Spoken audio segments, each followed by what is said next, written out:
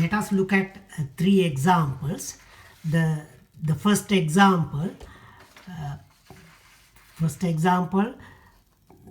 a manufacturer of pharmaceutical products analyzes each batch of a product to verify the concentration of the active ingredient.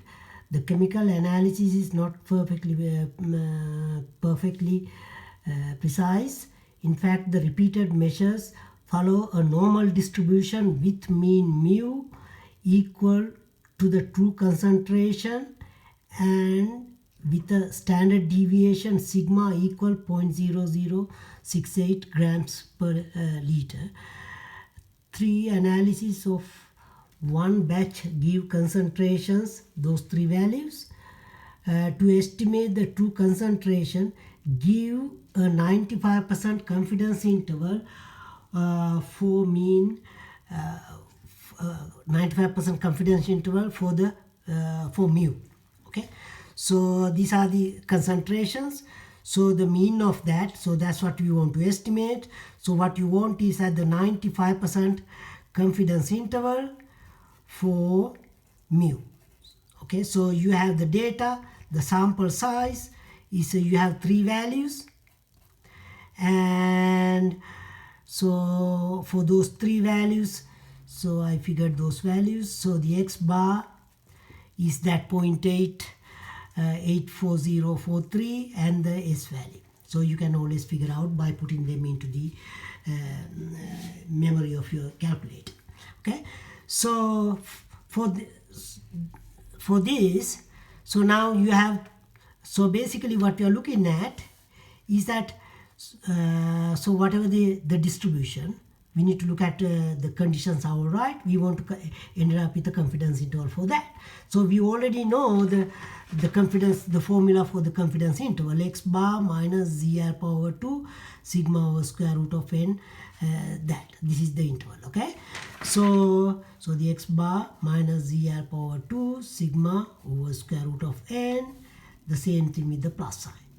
So first of all, we need to check whether these assumptions are correct. So the first assumption, initial populations must be normal or n must be large. So in this thing, n equal 3, so which is not big at all, so that way the initial population must be normal. So you need to check that whether that is given in the question. So according to this, measurements follow a normal distribution with a mean mu equal to a standard deviation with 0.0068. So it says that these measurements follow a normal distribution. Okay, also it says that sigma equal 0.0068. So let us look at that.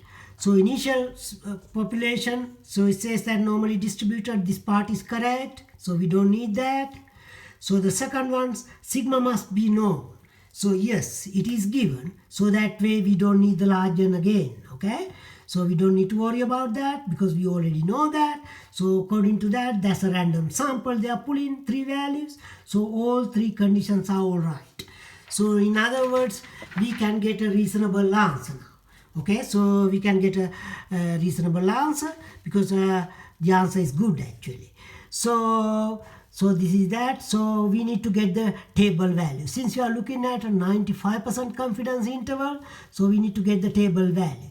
With 95, so here in between 0.95 from the Z curve, so this is 2.5% or 0.025. This is one of the values I told you to memorize. So that is going to be 1.96. Okay, that within 95, within 1.96 standard deviation, so it's minus 1.96. So that is that value.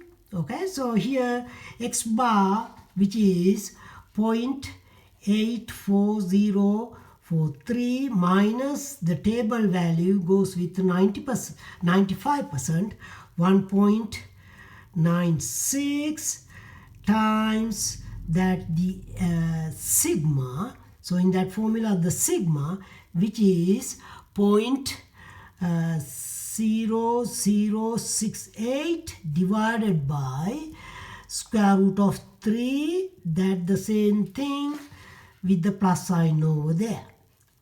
All right, so calculate this. So this is going to be 0.84043 minus this value is going to be 0.00769, the same thing with the plus sign, and calculate that. This is going to be 0.83 274 and 0.8481.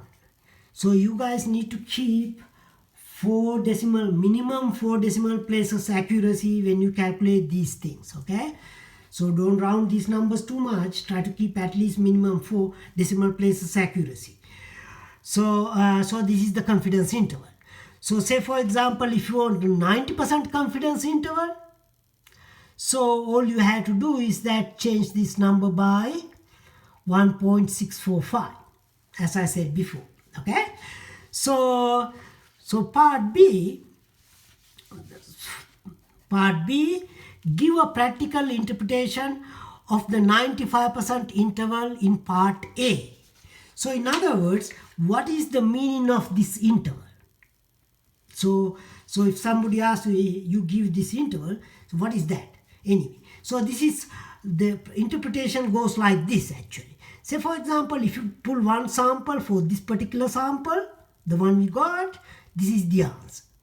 If you do it again, if you pull another 3 value, you're not going to get the same value. You're going to get a slightly different. Okay, so you get something like that.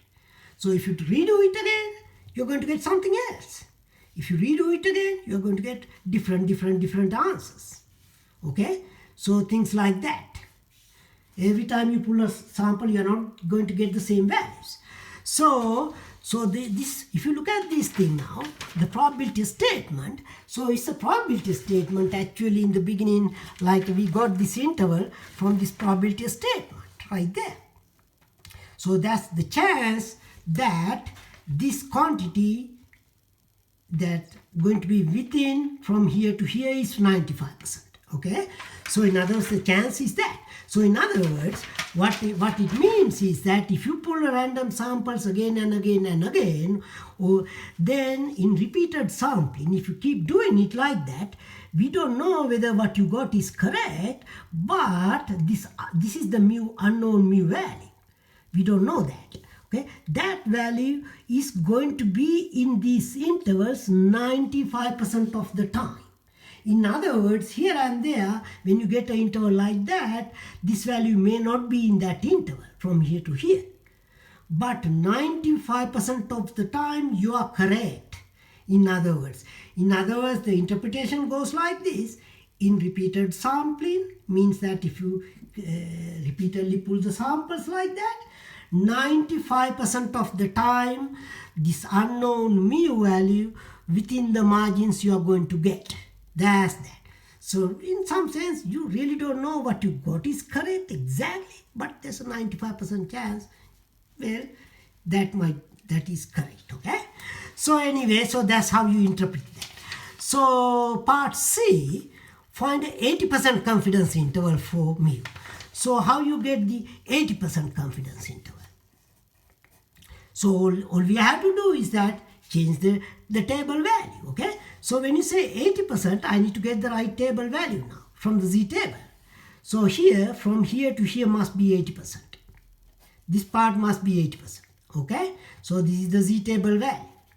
So here from 0, from the Z table, is symmetric around 0. So therefore, so this part is 80%, okay? The whole shaded area. So this one piece is 40%. 40% here, 40% on the other side. This is 0.4. Okay. So from the Z table, read for this value. Okay. So read it as close as you could. You already know how to read the Z table. Get that value. So this is going to be, check this thing out, it's going to be 1.28.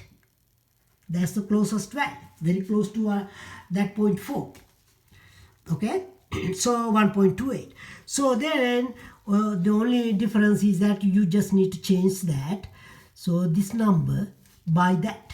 So in other words, 0.840043 minus 1.28 times 0.0068 divided by square root of 3. So the same thing with the plus. All right. So calculate that. Don't leave it to your answer like that. So your answer is going to be 0.8354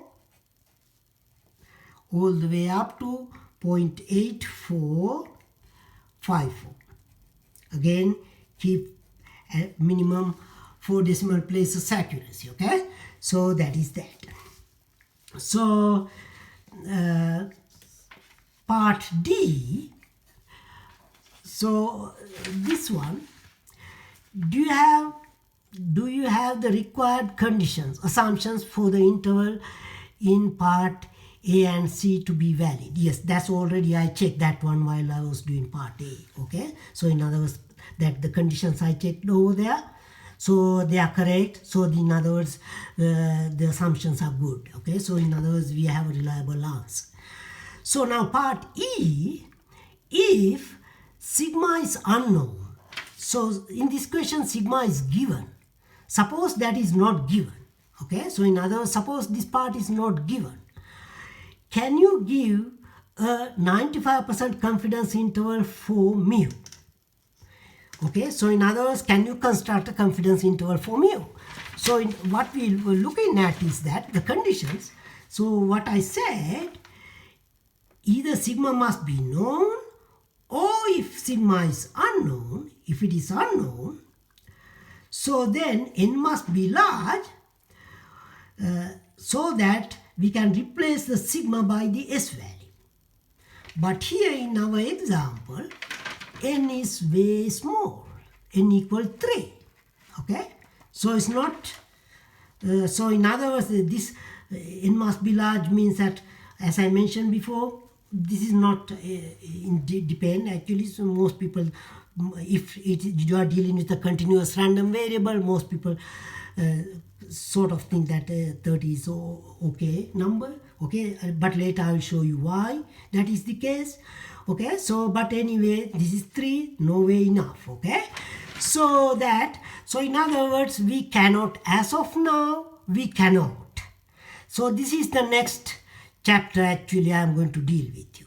So what if the sigma is unknown, but you have a small sample, how to take care of that? Okay, so in other words, even though, say for example, suppose even though I know this value, I cannot replace this sigma by s value. Okay, so see this, so basically we don't know yet, that thing yet. Actually, this can be done. Okay, so that's what you're going to learn.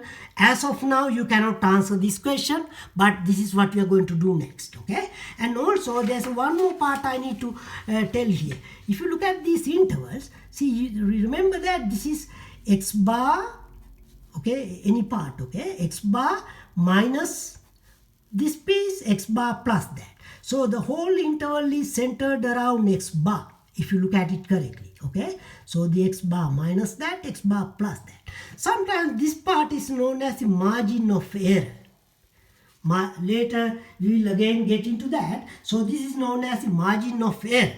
So that x bar plus piece, the minus piece. Okay, so the margin of error. So here the margin of error in this part is that, here is the margin of error, plus or minus piece. Okay, all right. So so part this one in the next chapter. Okay, later you can do it, but as of now you cannot do it. Okay, so let me get into the next video.